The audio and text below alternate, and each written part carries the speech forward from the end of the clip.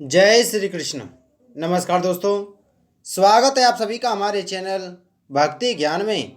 दोस्तों, आज हम आपको श्रीमद् भागवत महापुराण के द्वितीय स्कंद के 7वें अध्याय की कथा का श्रवण करा रहे हैं, जिसमें हम भगवान के लीला अवतारों की कथा का वर्णन करेंगे। ब्रह्मा जी कहते हैं, अनंत भगवान ने प्रलय के जल में डूबी हुई पृथ्वी का उद्धार करने के लिए समस्त यज्ञ में वराह शरीर ग्रहण किया था। आदिदैत्य हिरण्याक्ष जल के अंदर ही लड़ने के लिए उनके सामने आया। जैसे इंद्र ने अपने वज्र से पर्वतों के पंख काट डाले थे, वैसे ही वारा भगवान ने अपनी डाढ़ों से उसके टुकड़े टुकड़े कर दिए। फिर उन्हीं प्रभु ने रुचि नामक प्रजापति की पत्नी आकुति के गर्भ से सुयज्ञ के रूप में अवतार ग्रहण किया। उस अवतार में उन्होंने दक्षिणा नाम की पत्नी से स्वयं नाम के देवताओं को उत्पन्न किया और तीनों लोकों के बड़े बड़े संकट हर लिए। इसी से स्वयंभव मनु ने उन्हें हरि के नाम से पुकारा। नारद कर्दम प्रजापति के घर देवहूति के गर्भ से 9 बहनों के साथ भगवान ने कपिल के रूप में अवतार ग्रहण किया। उन्होंने अपनी माता को उस आत्मज्ञान का उपदेश किया जिससे वे इसी जन्म में अपने हृदय के संपूर्ण मल तीनों गुणों की आसक्ति का सारा कीचड़ धोकर कपिल भगवान के वास्तविक स्वरूप को प्राप्त हो गईं। महर्षि अत्रि भगवान को पुत्र रूप में प्राप्त करना चाहते थे। उन पर प्रसन्न होकर भगवान ने उनसे एक दिन कहा कि मैंने अपने आप को तुम्हें दे दिया। इसी से अवतार लेने पर भगवान का नाम दत्तात्रेय पड़ा।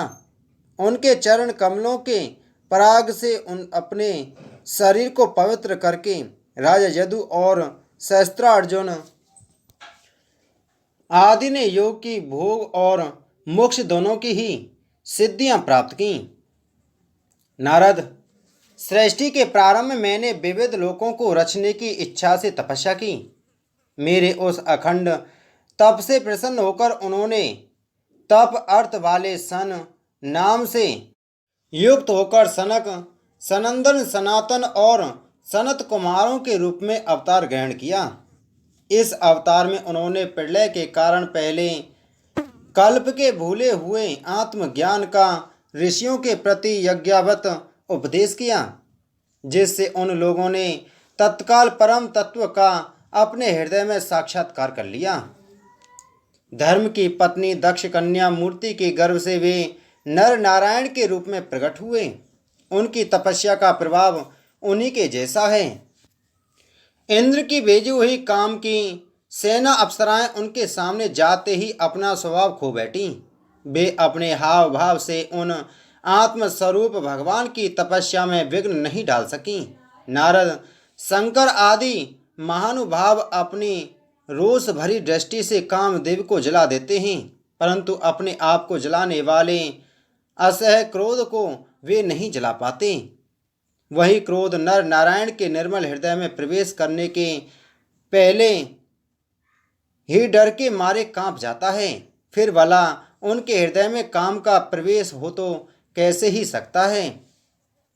अपने पिता राजा उत्तानपाद के पास बैठे हुए 5 वर्ष के बालक ध्रुव को उनकी सौतेली माता सुरुचि ने अपने वचन बाणों से भेद दिया था। इतनी छोटी अवस्था होने पर भी वे उस ग्लानि से तपस्या करने के लिए वन में चले गए। उनकी प्रार्थना से प्रसन्न होकर भगवान प्रकट हुए और उनको ध्रुव पद का वरदान दिया। आज भी ध्रुव के ऊपर नीचे प्रदक्षिणा करते हुए दिव्य महर्षिगण उनकी स्तुति करते रहते हैं। कुमारगामी बैन का ऐश्वर्य और पौरुष ब्राह्मणों के अहंकार रूपी वज्र से जलकर भस्म हो गया। वह नरक में गिरने लगा। ऋषियों की प्रार्थना पर भगवान ने उसके शरीर मंथन से पृथु के रूप में अवतार धारण कर उसे नरकों से उबारा और इस प्रकार पुत्र शब्द को चरितार्थ किया। उसी अवतार में पृथ्वी को गाय बनाकर उन्होंने उससे जगत के लिए समस्त औषधियों का दोहन किया। राजा नाभि की पत्नी सुदेवी के गर्भ से भगवान ने ऋषभ देव के रूप में जन्म लिया। इस अवतार में समस्त आसक्तियों से रहित रहकर अपनी इंद्रियों और मन को अत्यंत शांत करके एवं अपने स्वरूप में स्थित होकर समदर्शी के रूप में उन्होंने जड़ों की भांति योगचर्या का आचरण किया। इस स्थिति को महर्षि लोग परमहंस पद अथवा अवधूतचर्या कहते हैं। इसके बाद स्वयं उन्हीं यज्ञ पुरुष ने मेरे यज्ञ में स्वर्ण के समान कांति वाले है ग्रीव के रूप में अवतार ग्रहण किया। भगवान का वह विग्रह वेदमय, यज्ञमय और सर्वदेवमय है। उन्हीं की नासिका से श्वास के रूप में वेदवाणी प्रकट हुई। चाक्षुष मनवंतर के अंत में भावी मनु सत्यव्रत ने मत्स्य रूप में भगवान को प्राप्त किया था।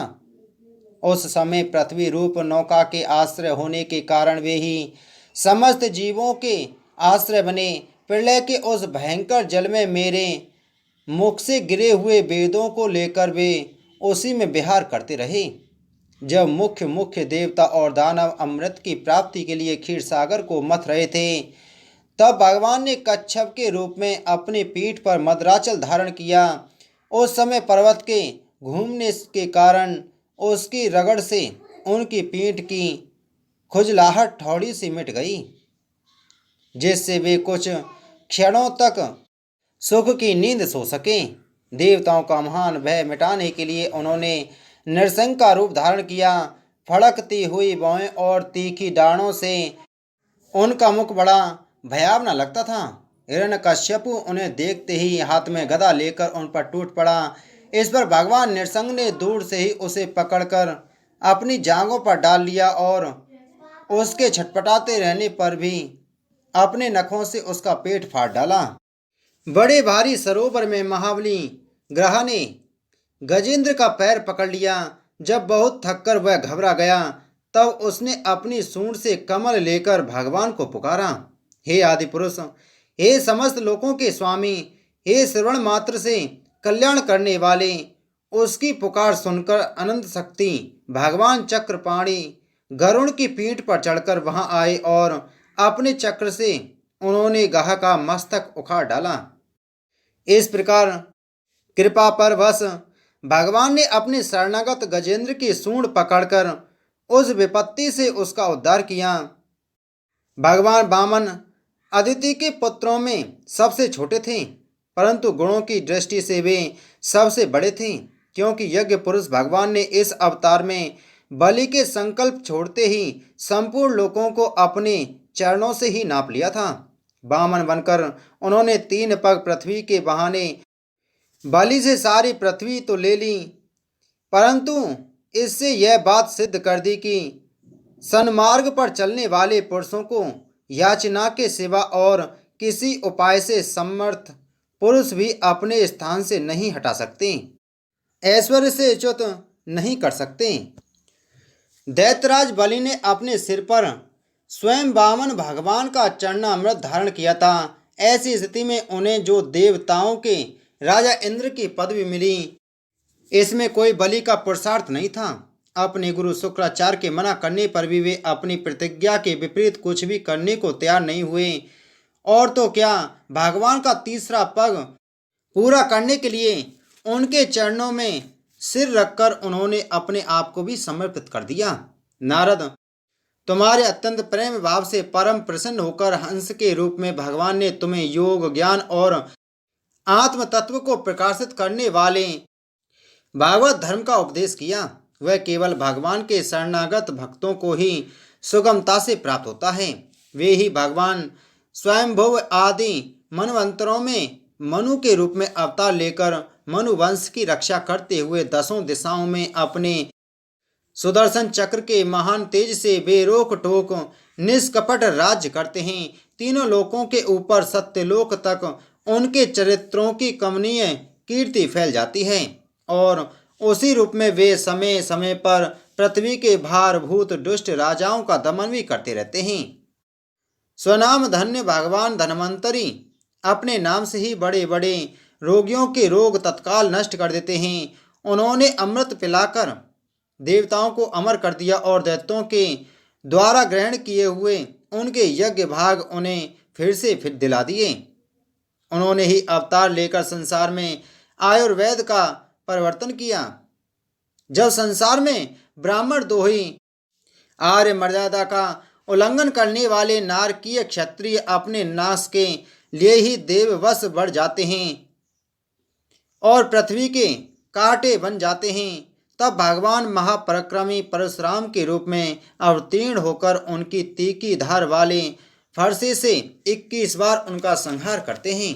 मायापति भगवान हम पर अनुग्रह करने के लिए अपनी कलाओं भरत शत्रुघ्न और लक्ष्मण के साथ श्री राम के रूप में इक्ष्वाकु के वंश में अवतीर्ण होते हैं।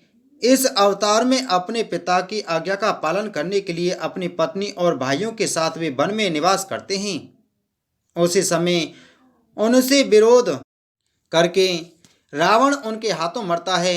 त्रिपुर विमान को जलाने के लिए उद्धत शंकर के समान जिस समय भगवान राम शत्रु की नगरी लंका को भस्म करने के लिए समुद्र तट पर पहुंचते हैं, उस समय सीता के वियोग के कारण उनकी हुई क्रोधाग्नि से उनकी आंखें इतनी लाल हो जाती हैं कि उनकी दृष्टि से ही समुद्र के मगरमच्छ, सांप और ग्राह आदि जैसे जीव जलने लगते हैं और भय से थरथर कांपता हुआ समुद्र झटपट उन्हें मार्ग दे देता है।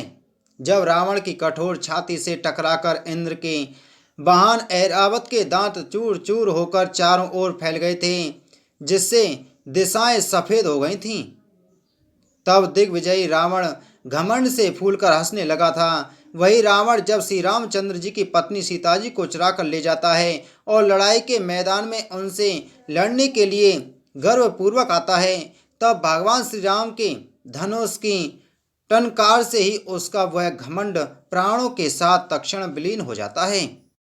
जिस समय झुंड के झुंड दैत्य पृथ्वी को रोन डालेंगे, उस समय उसका भार उतारने के लिए भगवान अपने सफ़ेद और काले केश से बलराम और श्री कृष्ण के रूप में कला अवतार ग्रहण करेंगे।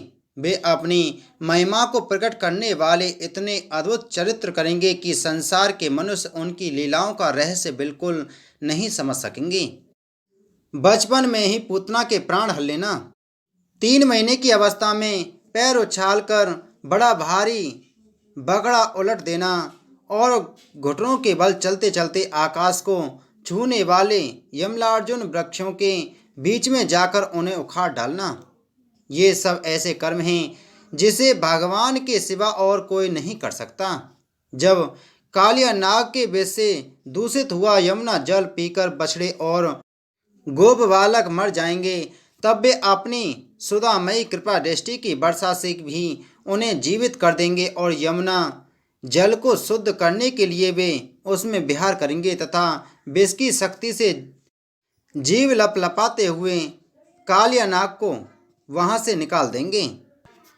उसी दिन रात को जब सब लोग वहीं यमुना तट पर सो जाएंगे और दावाग्री से आसपास का गूंज का वन चारों ओर से जलने लगेगा, तब बलराम जी के साथ वे प्राण संकट में पड़े हुए ब्रजवासियों को उनकी आंखें बंद कराकर उस अग्नि से बचा लेंगे। उनकी यह लीला भी अलौकिक ही होगी। उनकी शक्ति वास्तव में अचिन्त्य है।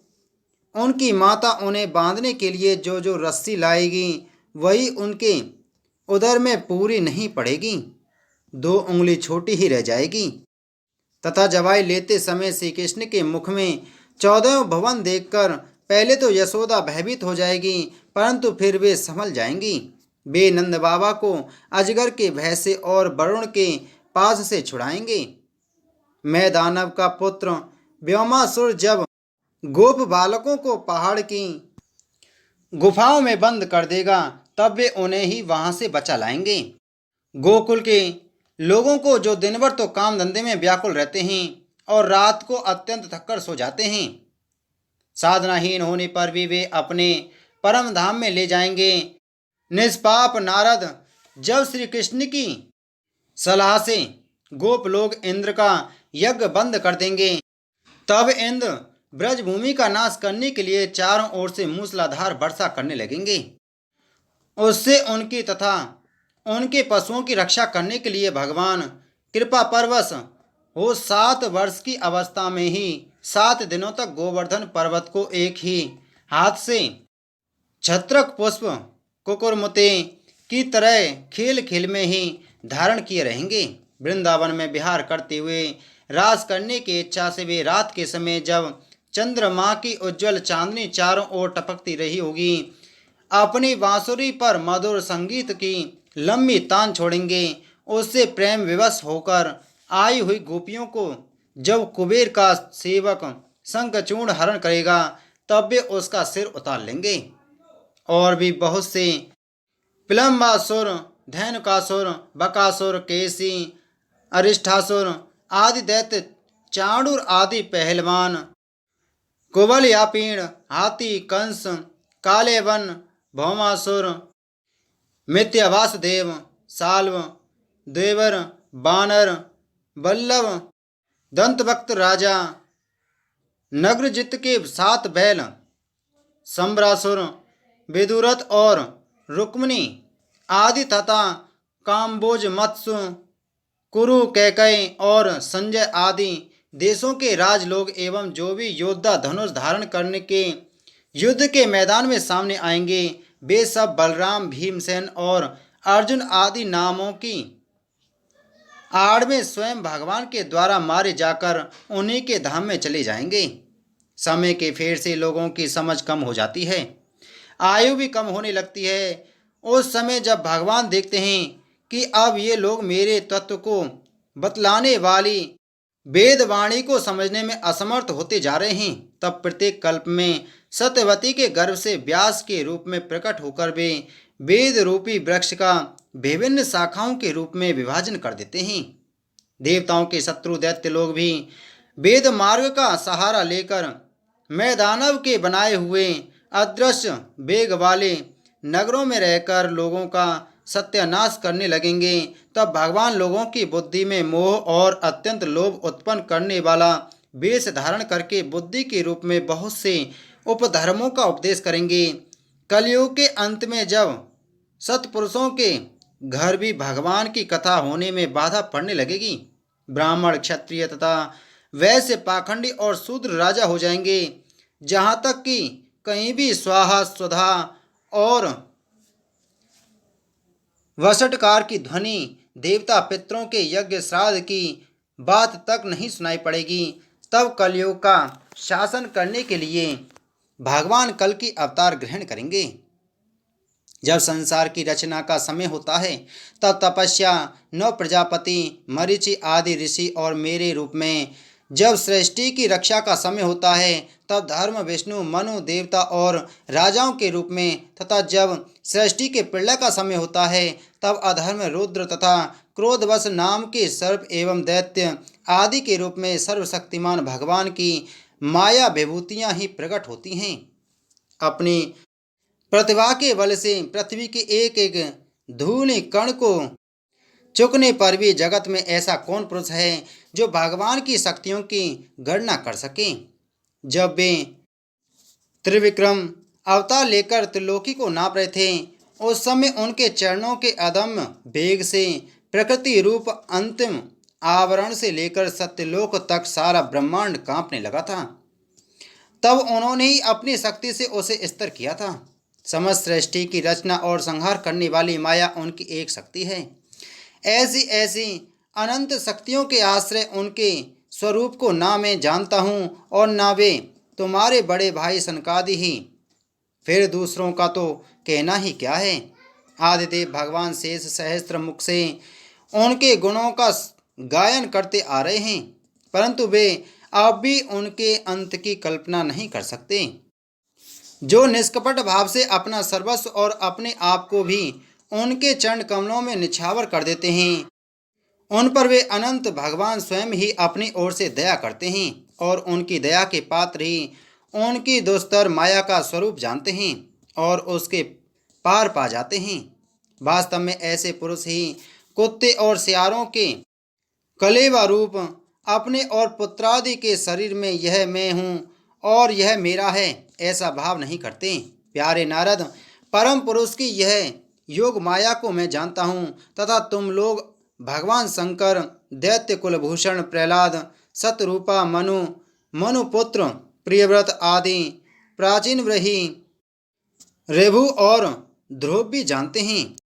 इनके सिवा इक्ष्वाकु, पुरुरूपा, मुचकुंद, जनक, गादि, रघु, अम्बरीश, सगर, गय, ययाति आदि तथा मंदाता, अलर्क, शतधन्वा, अनु, रंतिदेव, भीष्म, बलि, अमुत्रय, दिलीप, सौरभि, उत्तंग, शिवी, देवल, पिंपलाद, सारस्वत, उद्धव, पराशर, भूरिसेन एवं विभीषण, हनुमान, सुखदेव, अर्जुन, अष्टसेन, विदुर और रुद्रदेव आदि महात्मा भी जानते हैं।